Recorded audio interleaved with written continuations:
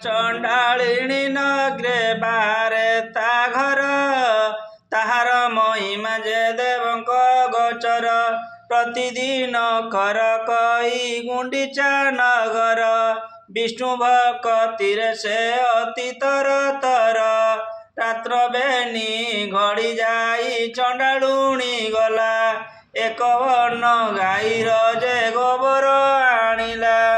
ଉତ୍ତମ କରିଣ ଘର ଦ୍ୱାର ଖୋଲି ପିଲା, ଛଡ଼ା ପାଣି ମୁନ୍ଦାଏ ଦୁଆରେ ପକାଇଲା। ଅରୁଆ ଚାଉଳ ବାଟି ଘରେ ଜଟି ଦେଲା, ଷୋଳ କଟି କରି ଦିବ୍ୟ ପଦ୍ମେକ କାଟିଲା। ଦଶମୁଖୀ ଦୀପ ବଳି ମଣ୍ଡଳେ ଥୋଇଲା, ଦଶ ବର୍ଣ୍ଣ ଫଳମୂଳ ମଣ୍ଡଳେ ବାଢ଼ିଲା। ସୂତା 10 କିଅ ନେଇ ମଣ୍ଡଳେ ଥୋଇଲା, ମନର ଚଞ୍ଚଳେ ପୁଣି ବେଗେ ଚଳିଗଲା। ଅରୁଆ ଚାଉଳ ଆଉ ଦୁବବର 10 କେରା, ତା ନେଇ ଚଣ୍ଡାଳୁଣୀ ମଣ୍ଡଳେ ଥୋଇଲା। ଧୂପ ନୈବେଦ୍ୟ ଗନ୍ଧ ପୁଷ୍ପ ଦେଲା, ଲକ୍ଷ୍ମୀ ନାରାୟଣ ବୋଲି ସୁମରଣା କଲା। ନମସ୍ତେ ନମସ୍ତେ ନମସ୍ତେ ମାଗୋ ହରିଙ୍କ ଘରଣୀ, ମୋହିଛାର ହୀନ ଜାତି ନ ଜାଣଇ ପୁଣି। ଚଣ୍ଡାଳ ସାହିରେ ଘର ପୁଣି ଚଣ୍ଡାଳୁଣୀ, କିଞ୍ଚିତେ ଭକତି ମୋର ଘେନ କମଳିନୀ। ଦାଣ୍ଡେ ଦାଣ୍ଡେ ଯାଉଥିଲେ ବିଷ୍ଣୁ ପାଟରାଣୀ, ସହି ନ ପାରିଲେ ଚଣ୍ଡାଳୁଣୀର ଦଇନୀ। ପଦ୍ମଫୁଲ ଦେଖି ତାଙ୍କୁ ଚଳିଲା ଶରଧା, ଦୁଇ ପାଦ ଦେଇ ମାତା ପଦ୍ମେ ଦେଲେ ଉଭା। ଚଣ୍ଡାଳୁଣୀ ଘର ଗଟି ପାଇଲା କଶୋଭା, ଲକ୍ଷ୍ମୀ ବିଜେ କରିଛନ୍ତି କି ଉପମା ଦେବା। ବୋଇଲେ ଲୋ ଚଣ୍ଡାଳୁଣୀ ମାଗି ଘେନ ବର, ପ୍ରସନ୍ନ ହଇଲେ ଦୁଃଖ ନାଶିବ ତୋହର। ଚଣ୍ଡାଳୁଣୀ କହୁଅଛି ଶିରେ କର ଦେଇ, କି ବର ମାଗିବି ମାଗୋ ମାଗି ନ ଜାଣଇ।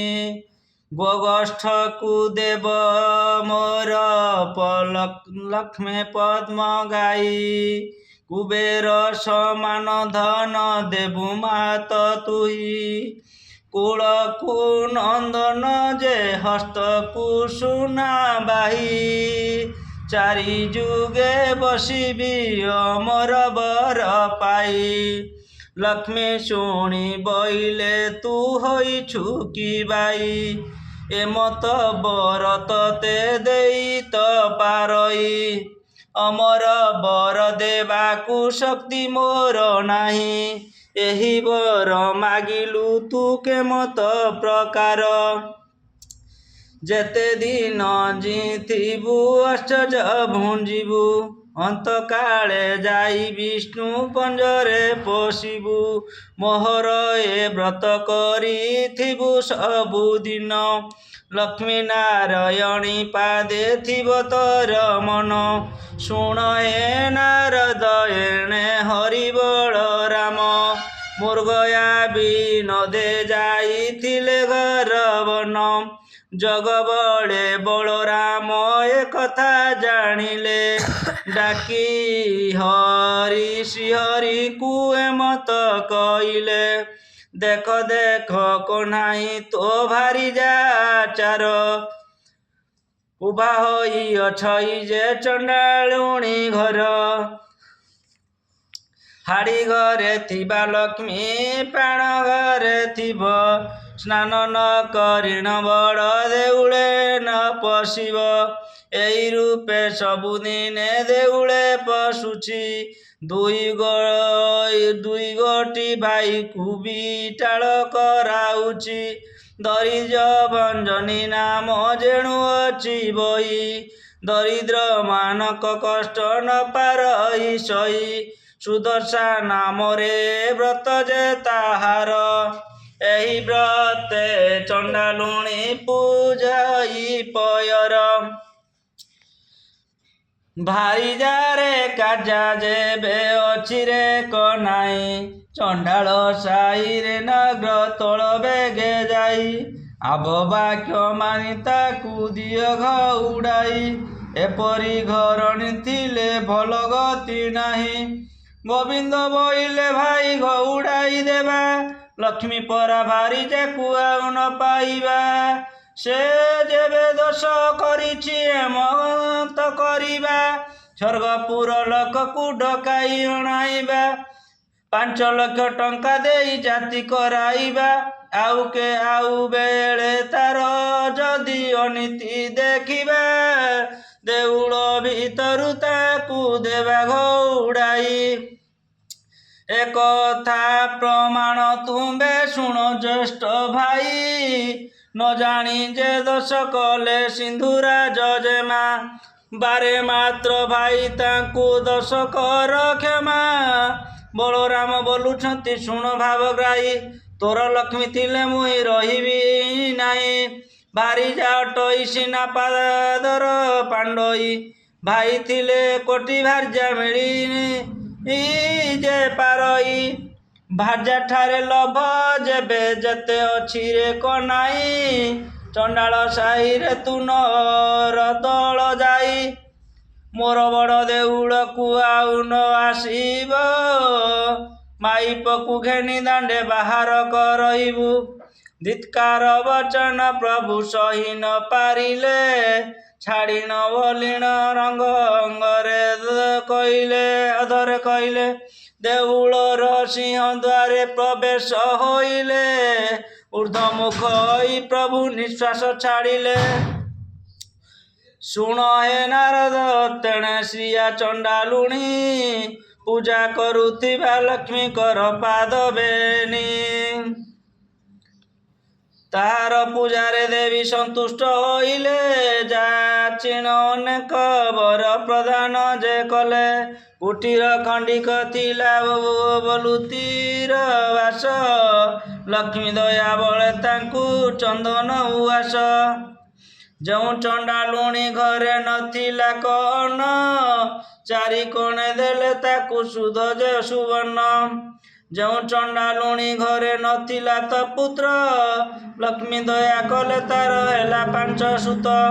ଧନପୁତ୍ରବତୀ ହୋଇ ବଲିଣ ବଇଲେ ବର ଦେଇ ସେଠା ବର ବି ନିଜେ ଚଳିଗଲେ। ଲକ୍ଷ୍ମୀ ତୁ ଚଣ୍ଡାଲୁଣି ହେଲା ଭାଗ୍ୟବତୀ ଏବେ ଶୁଣ ହେ ନାରଦ ପ୍ରୁହ ଭାରତୀ। ସିଂହ ଦ୍ୱାରେ ବିଜୟ ଲକ୍ଷ୍ମୀ ଯେ ମହାମାଇ ଦେଖିଲେ ଦୁଆରେ ବସିଛନ୍ତି ବେନି ଭାଇ। ବଇଲେ ଯେ ପାଟ ଛାଡ଼ ଭିତରକୁ ଯିବି ଦଶମୀ ଯୋଗାଡ଼ ମୁହିଁ ମଣହି ରାନ୍ଧିବି। ଗୋବିନ୍ଦ ବୋଇଲେ ଲକ୍ଷ୍ମୀ ହୋଇଲ କି ବାଇ ଚଣ୍ଡାଳ ସାଇକି ଯାଇଥିଲୁ କାହିଁ ପାଇଁ। ଆମ୍ଭେ ନ ଦେଖିଣୁ ଯେ ଦେଖିଲେ ବଡ଼ ଭାଇ ଆମ୍ଭେ ଦେଖୁଥିଲେ ସିନା ହୁଅଇ ଘୋଡ଼ାଇ। ଯାଅ ଲକ୍ଷ୍ମୀ ତୁମ୍ଭଠାରେ ଆଉ କାର୍ଯ୍ୟ ନାହିଁ ଧିକାର ବହୁତ ମତେ କଲେ ବଡ଼ ଭାଇ। ହାଡ଼ି ଘରେ ଥିବା ଲକ୍ଷ୍ମୀ ଥିବ ପାଣ ଘରେ ସ୍ନାନ ନ କରି ପଶିଛି ଦେଉଳ ଭିତରେ ତାଠାରୁ ପାପିନୀ ଆଉ ସଂସାରେ ନାହିଁ। ମୋହର ବଚନ ଏବେ ଶୁଣ ପ୍ରାଣ ସଇ। ତତେ ବୋଲନ୍ତି ତତେ ବାଇ ଠାକୁରାଣୀ ବାଇ ପ୍ରାୟ ପୁଲୁଥିଲା ହୋଇ ମୋ ଘରଣୀ। ଏକ ଘର କରାଉ ସହସ୍ର ଘର ଭାଙ୍ଗି ସହସ୍ର ଘର କରାଉ ଏକ ଘର ଭାଙ୍ଗି। ଏମତ ପ୍ରକାର ଲକ୍ଷ୍ମୀ ମହିମା ତୋହର ଯାଅ ଲକ୍ଷ୍ମୀ ବାହାରି ଗୋ ନରହମପୁର। ତୋହଠାରେ କୋପ କରିଛନ୍ତି ଜ୍ୟେଷ୍ଠ ଭାଇ ଲକ୍ଷ୍ମୀ ଦେବୀ କହୁଛନ୍ତି ଠାକୁରଙ୍କୁ ଚାହିଁ ଛାଡ଼ ପତ୍ର ଦେଇ ମତେ ଦିଅ ଘଉଡ଼ାଇ। ଜଗନ୍ନାଥ କହୁଛନ୍ତି ଲକ୍ଷ୍ମୀ ମୁଖ ଚାହିଁ ଆମ୍ଭ ଜାତିରେ ତ ଛାଡ଼ ପତ୍ର ଚଳେ ନାହିଁ ଛାଡ଼ିବା ଭାରି ମୁଖେ ଚାହିଁ ନ ଯୋଗାଇ। ଲକ୍ଷ୍ମୀ ଦେବୀ କହୁଛନ୍ତି ଠାକୁରଙ୍କୁ ବେଳେ ଏଇଟା ଅଛି ଯେତେବେଳେ ସାଗର ମନ୍ଥିଲେ ଦେବ ଯାଇ ବେଦ ମନ୍ତ୍ରାଦି ସହିତ ମୋତେ ପାଇଥିଲେ ଯେ ପାତି ଲଇମ୍ ତଳେ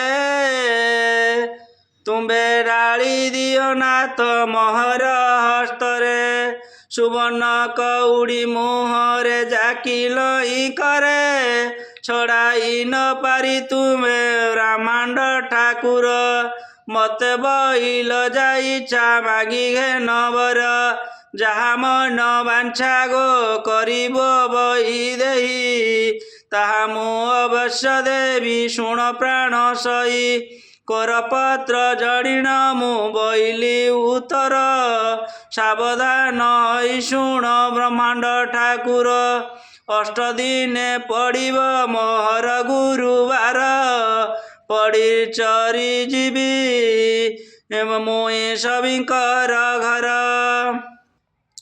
ପଡ଼ି ପରିଚିବି ବିକିଟୁ ବ୍ରହ୍ମା ପରିଜାତେ ଏଇ ଦୋଷ ମୋର ପ୍ରଭୁ ନ ଧରିବ ଚିତେ ହେଉ ବୋଲି ଶ୍ରୀମୁଖରେ ଆଜ୍ଞା ଅଛ ଦେଇ ଏବେ କିମ୍ପା ସତ୍ୟଭଗ୍ନ ହେଉଛ ଗୋସାଇଁ ଜଗନ୍ନାଥ କହୁଛନ୍ତି କୋପଭର ହୋଇ ବାପ ତ ଲୁଣିଆ ଯେ ଘର ଜିମତୁ ଥାଇ ଝିଅଟେରି ତ ଦୁର୍ଗୁଣ କହିଲେ ନ ସରେ ବାପର ଗର୍ଜନ ଶବ୍ଦେ କି ରହିପାରେ ଚାରି ପାଖେ ମେଘନାଦ ପାଚରି ତୋଳାଇ ବରୁଡ଼ ବଡ଼ ଦେଉଳରେ ରହିଅଛୁ ଦୁଇ ଭାଇ ମହାଲକ୍ଷ୍ମୀ ବୋଲୁଛନ୍ତି ଠାକୁରଙ୍କୁ ଚାହିଁ ଅଛବର ଘରେ ଦଣ୍ଡେ ଥିଲି ଉଭା ହୋଇ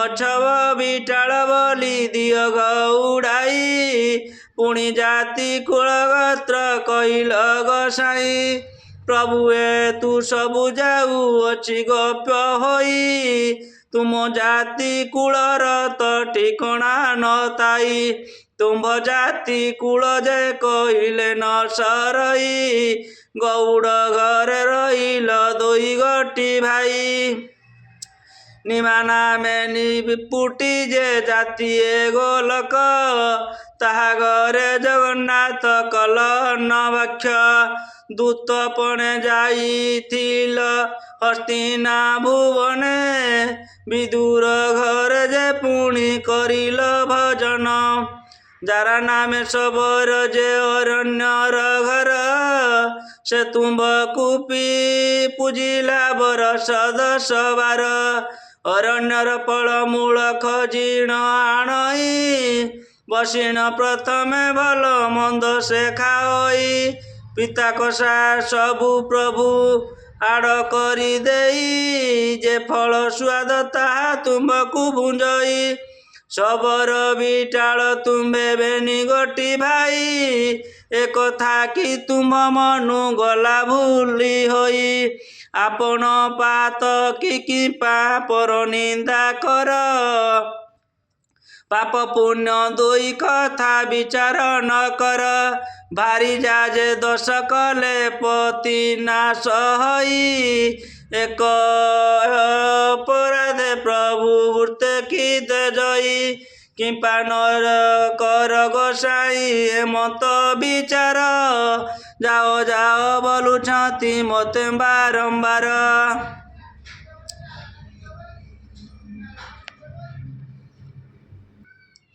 ଜଗନ୍ନାଥ କହୁଛନ୍ତି ଏମତ କରିବା ମାଣେ ମାଣେ ପଡ଼ି ତୋତେ ନିତ୍ୟ ଦେଉଥିବା ଭାଇକୁ ବୁଝାଇ ପଛେ ତୁମ୍ଭକୁ ଆଣିବୁ ଭାଇଙ୍କ ଆଜ୍ଞା ଅବଜ୍ଞା କେବେ ନ କରିବୁ ଲକ୍ଷ୍ମୀ ଦେବୀ କହନ୍ତି ପଡ଼ିରେ କାର୍ଯ୍ୟ ନାହିଁ ଅନାଥ ରକ୍ଷ ପ୍ରାୟ ଯାଉଅଛି ମୁହିଁ ରାଣ୍ଡିଅ ଲକ୍ଷଣୀ ଝିଅ ମୁହିଁ ଯେ ନୁହଇ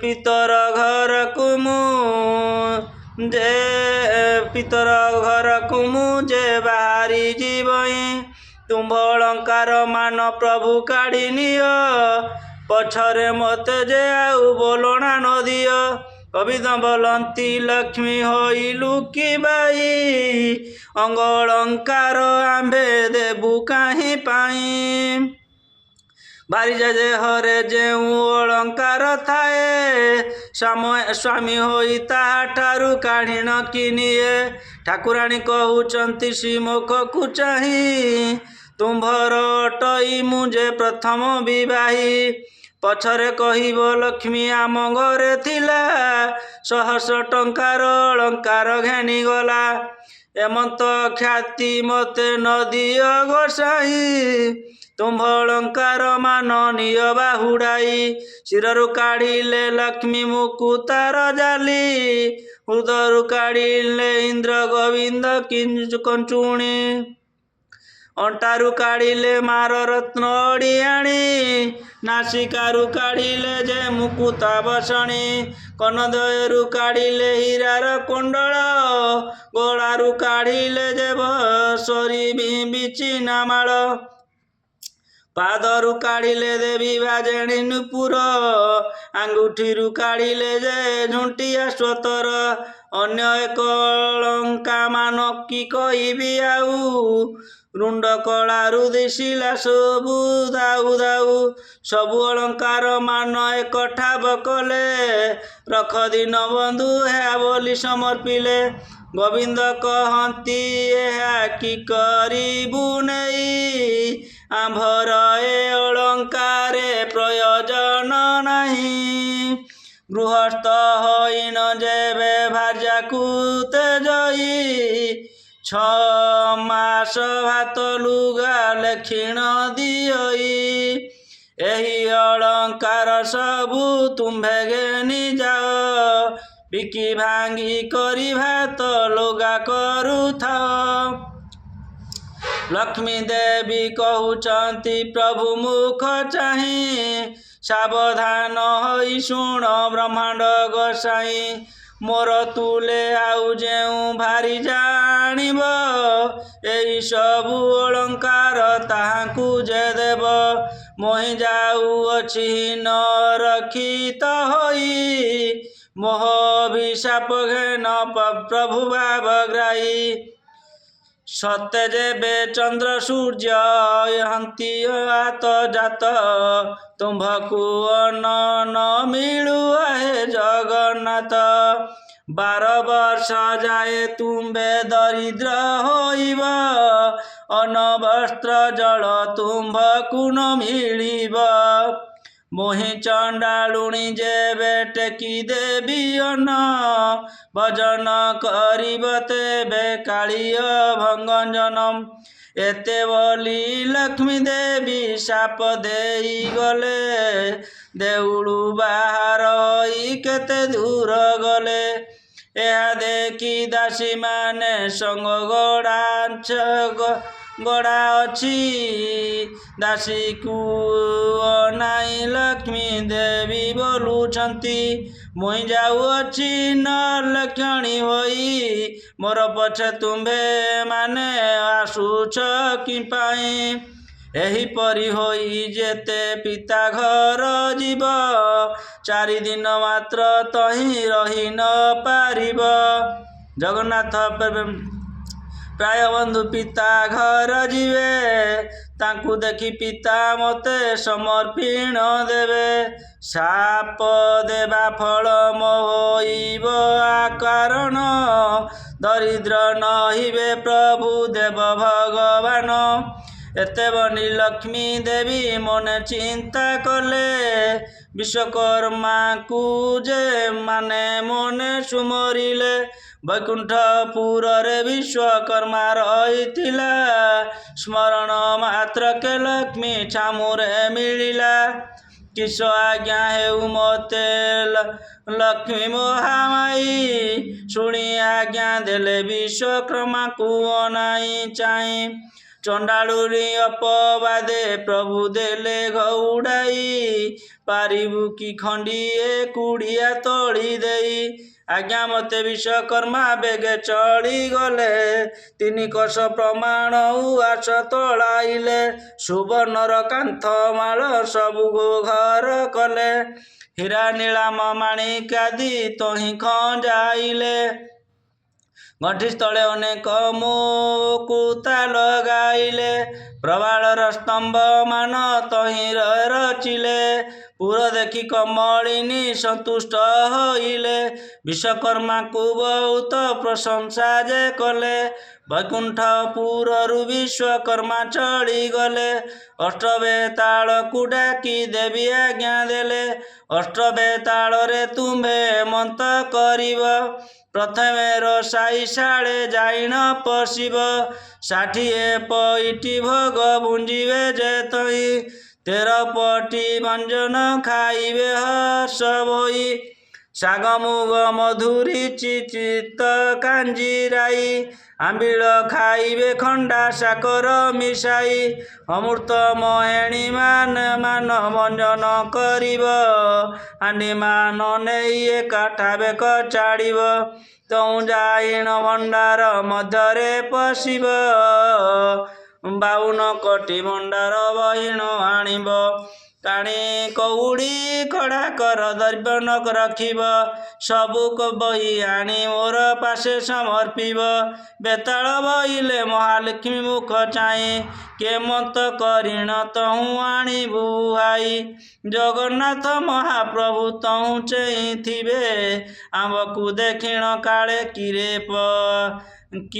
କିପର ଭାତ ହେବେ। ଶୁଣି କମଳିନୀ ନିଦ୍ରାବତୀ କିରାଇଲେ। ବୋହନ ମୋ ବୋଲ କର ବୋଲ ବୋଲିଣ ବହିଲେ। ରାମକୃଷ୍ଣ ନୟନରେ ନିଦ୍ରା ଯେ ଘାରିବୁ। କାଲି ବେଳ ଦୁଇ ଘଡ଼ି ଯାଏ ନ ଛାଡ଼ିବୁ। ଆଜ୍ଞା ପାଇ ନିଦ୍ରାବତୀ ଶୀଘ୍ର ଚଳିଗଲେ। ରାମକୃଷ୍ଣ ନୟନରେ ନିଦ୍ରା ଯେ ଘାରିଲେ। ପାକଶାଳାରେ ଦେବତାଳ ପ୍ରବେଶ ହୋଇଲେ। ତହୁଁ ଥିବା ପାକ ଦ୍ରବ୍ୟ ସମସ୍ତ ଖାଇଲେ। ହାଣ୍ଡିମାନ ସବୁ ଏକଠା ବେକ ଚାଡ଼ିଲେ। ଭଣ୍ଡାର ଘରର ଅଷ୍ଟବେତାଳ ପଶିଲେ। ଯେତେ ଦ୍ରବ୍ୟ ପୂର୍ଣ୍ଣ ହୋଇଥିଲା ତହିଁ 52 କୋଟି ଭଣ୍ଡାର ଆଣିଲେ ବହିଆଇ। ରାତ୍ର 16 ଘଡ଼ି ଯାଇ ବେତାଳ ଯେ ତହିଁ। କୁଲାରୁ ଛାଞ୍ଚୁଣି ଯାକ ସବୁ ନେଲେ ବହି। ଦେଖିକରି ମହାଲକ୍ଷ୍ମୀ ସନ୍ତୁଷ୍ଟ ହୋଇଲେ। ତୁମ୍ଭେ ଆଜି ପୁତ୍ର ଅର୍ପଣ କରିଲ ବହିଲେ। ପ୍ରଶଂସା କରିଣ ଯାଏ ବଚନ ଯେ କହି। ସବୁ ଦ୍ରବ୍ୟ ଆଣିଲେ ତ ରତ୍ନ ଖଟ ନାହିଁ। 5 ଲକ୍ଷ ମୂଲ୍ୟ ସେହି ଖଟର ଅଟଇ। ଯାଅ ରେ ବେତାଳ ଏବେ ଖଟ ଆଣ ବହି। ଯେତେବେଳେ ଜଗନ୍ନାଥ ଦରିଦ୍ର ହୋଇବେ। ରତ୍ନ ଖଟ ବିକି କରି ଦିନ ଚଳାଇବେ। ଯେବେ ଜଗନ୍ନାଥ ପ୍ରଭୁ ମୋତେ ନ ଖୋଜିବେ। ନାରୀକୁ ପୁରୁଷମାନେ ଆଉ ନ ଲୋଡ଼ିବେ। ମୋତେ ଘେନି ପ୍ରଭୁ ଯେବେ ନ କରିବେ ଘର। କଳିଯୁଗେ ନାରୀ କି ଯେ ନ ଖୋଜିବେ ନର। ବେତାଳେ ବୋଲୁଅଛନ୍ତି ରମା ମୁଖ ଚାହିଁ। ରତ୍ନ ଖଟେ ଶୋଇଛନ୍ତି 2 ଗୋଟି ଭାଇ। କୋଟି ସିଂହ ପରାକ୍ରମ ପ୍ରଭୁ ବଳରାମ। ପୁଣି ତହିଁ ଶୋଇଛନ୍ତି କାଳିଅ ଗଞ୍ଜନ। 7 ଗୋଟି ପର୍ବତର ଅଟଇ ଯେ ଗୁରୁ। ନାମ ବହି ଅଛନ୍ତି ଯେ ଅଚଳ ମହାମେରୁ।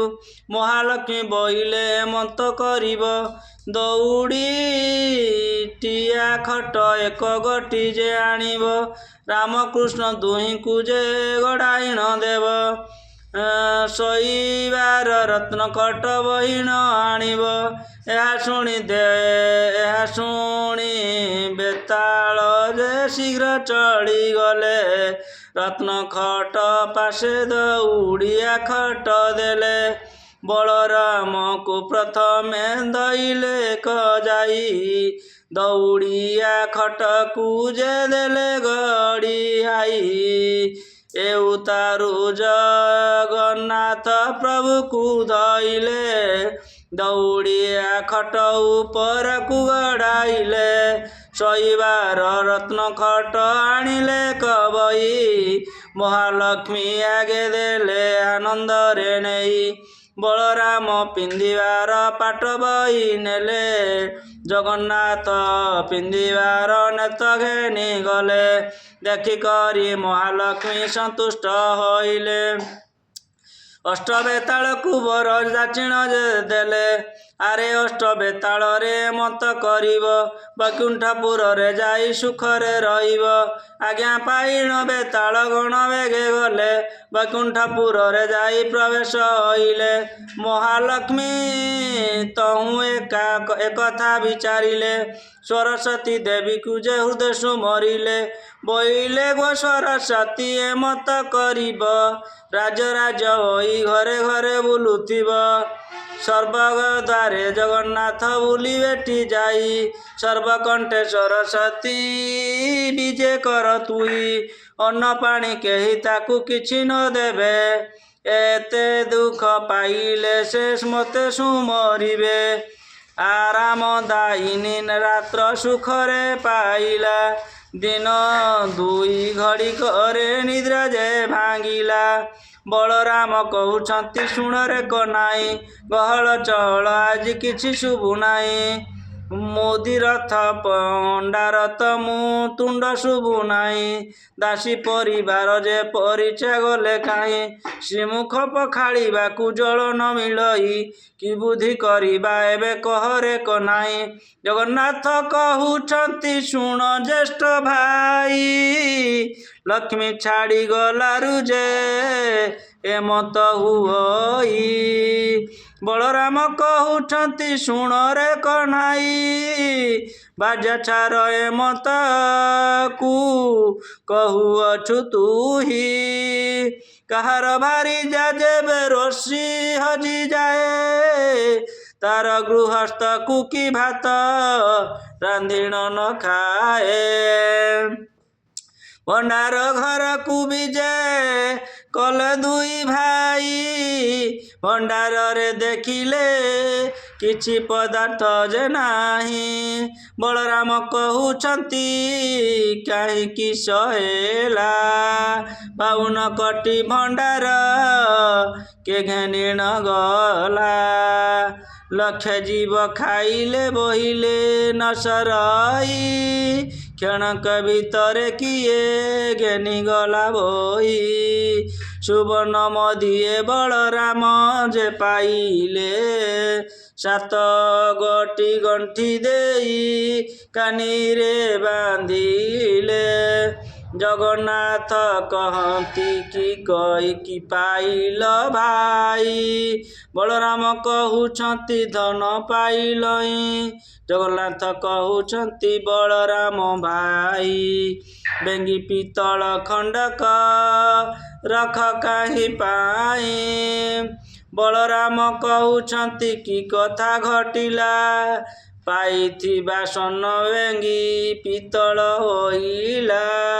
ଶୁଦ୍ଧ ସୁବର୍ଣ୍ଣରୁ ଯେଉଁ ଧନ ହୋଇଥିଲା। କାଣି କଉଡ଼ି ଯୋଡ଼ାକୁ ସମାନ ନହିଲା। ସେଠାରୁ ବାହାରି ଗଲେ ଦୁଇ ଗୋଟି ଭାଇ। ପାକଶାଳା ଦୁଆରରେ ପ୍ରବେଶିଲେ ଯାଇ। ବଳରାମ ଠିଆ ହୋଇ ନେଲେ ଦୁଆର ମୁହଁକୁ। ଜଗନ୍ନାଥ ପଶିଗଲେ ରୋଷେଇ ଘରକୁ। ଦେହରେ ଲାଗିଲା କଳା ମୁହଁରେ ଲାଗିଲା କଳା। ଶ୍ରୀମୁଖ ଗୋବିନ୍ଦ ଝଟକି ଦିଶିଲା। ବଳରାମ କହୁଛନ୍ତି ଶୁଣ ଜଗନ୍ନାଥ। ବଡ଼ଖିଆ ବୋଲି ତତେ କହନ୍ତି ଜଗତ। ମୋତେ ଅନ୍ନ ନ ଦେଇଣ ସବୁ ଖାଇଗଲୁ ତୁହି। ଜଗନ୍ନାଥ କହୁଛନ୍ତି ଶୁଣ ଜ୍ୟେଷ୍ଠ ଭାଇ। ଅନ୍ନ କାହିଁ ମିଳିବ ଯେ ଚୁଲି ସୁଧା ନାହିଁ। ନ ଭୁଜି ଏପରି କିମ୍ପା କରୁଛ ଗୋସାଇଁ। ସେଠାରୁ ଯାଇ ଦେଖିଲେ ଧାନର ମରାଇ, ଲକ୍ଷ ଲକ୍ଷ ଭରଣ ଯେ ଧାନ ତହିଁ ତାଇ। ଦେଖିଲେ ଅଗାଡ଼ି ତହିଁ ଗୋଟିଏ ଯେ ନାହିଁ, ତହୁଁ ଗଲେ ଦୁଇ ଭାଇ ନିରାଶ ଯେ ହୋଇ। ଇନ୍ଦ୍ରଦ୍ୟୁମ୍ନ କୂଳେ ଯାଇ ପ୍ରବେଶ ହୋଇଲେ, ଟୋପାଏ ଟୋପାଏ ଯେ ପାଣି ତହିଁ ନ ଦେଖିଲେ। ବଡ଼ ଦେଉଳରେ ଯାଇ ପ୍ରବେଶ ହୋଇଲେ, ସେଇଦିନ ଉପବାସ କରି ନ ରହିଲେ। ବେଳ ଦୁଇ ଘଡ଼ିକରେ ନିଦ୍ରା ଯେ ଭାଙ୍ଗିଲା, ଭୋକ ପଖାଳ ନ ଅର୍ଥେ ପାଣି ନ ମିଳିଲା। କି ବୁଦ୍ଧି କରିବା ଏବେ ବୁଦ୍ଧି ଦିଶୁନାହିଁ, ବଳରାମ କହୁଛନ୍ତି ଶୁଣରେ କହ୍ନାଇ। କାଲି ଉପବାସରେ ରହିଲେ ବେନି ଭାଇ, ଆଜି ପାଦେ ଯିବାକୁ ତ ବଳ ପାଉନାହିଁ। କେଉଁଠାରୁ ଯେବେ ଆଜି ନ ମିଳିବ ଅନ୍ନ, କେମନ୍ତ ପ୍ରକାରେ ଆମ୍ଭେ ଧରିବା ଜୀବନ। ବଳରାମ କହୁଛନ୍ତି ଶୁଣ ଆରେ ବାବା, ନଗର ଭିକ୍ଷା ମାଗି ଜୀବନ ପୋଷିବା। କାନ୍ଧରେ ପକାଇ ଛିଣ୍ଡା ଉତରି ପଇତା, ହସ୍ତରେ ଧଇଲେ ଦୁଇ ଭାଇ ଭଙ୍ଗା ଛତା। ଚିତା ଘେନିବାକୁ ଜଳ କାହିଁ ନ ପାଆନ୍ତି, ଯାହା ଘରୁ ଠାକୁ ପାଣି ମାଗିବାକୁ ଯାନ୍ତି। ଚୋର ଖଣ୍ଟ ବୋଲି ମାରି ଘଉଡ଼ାଇ ଦିଅନ୍ତି, ସେଠାବରୁ ଦୁଇ ଭାଇ ଭୟେ ପଳାଅନ୍ତି।